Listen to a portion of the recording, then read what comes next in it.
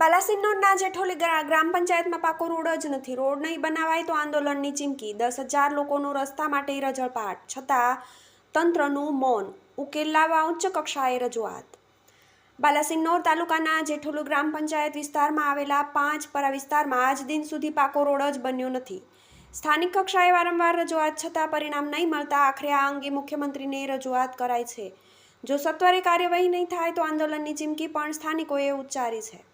બાલાસિનોર તાલુકામાં આવેલી જેઠોલી ગ્રામ પંચાયત વિસ્તારમાં 5 પરા વિસ્તાર સહિત જેઠોલી ગ્રામ પંચાયતમાં અંદાજિત 10,000ની વસ્તી છે, ત્યારે અહીં પાકો માર્ગ જ નથી.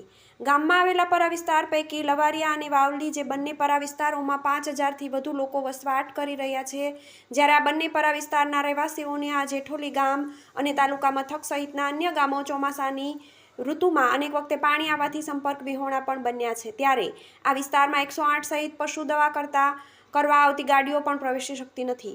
સગર્ભા મહિલાઓને ખાટલાઓમાં લઈને 1 થી 1.5 કિલોમીટર આવવું પડતું હોય છે. પ્રાથમિક શાળાના બાળકો ચોમાસાની ઋતુમાં કેડસમા પાણીમાંથી શાળાએ અભ્યાસ કરવા મજબૂર બન્યા છે. ત્યારે પાકો રોડ બનાવવા અંગે પંચાયત વિભાગના અધિકારીઓ, સ્થાનિકો, નેતાઓને વારંવાર રજૂઆત કરવા છતાં પરિણામ નહીં મળતા અંતે જેઠોલીના સરપંચે આ અંગે મુખ્યમંત્રીને લેખિત રજૂઆત કરી છે. ત્યારે સત્વરે કોઈ કાર્યવાહી કે પાકો રોડ નહીં બને તો આંદોલનની ચીમકી ઉચ્ચારી છે. TV18 news, Balasinor.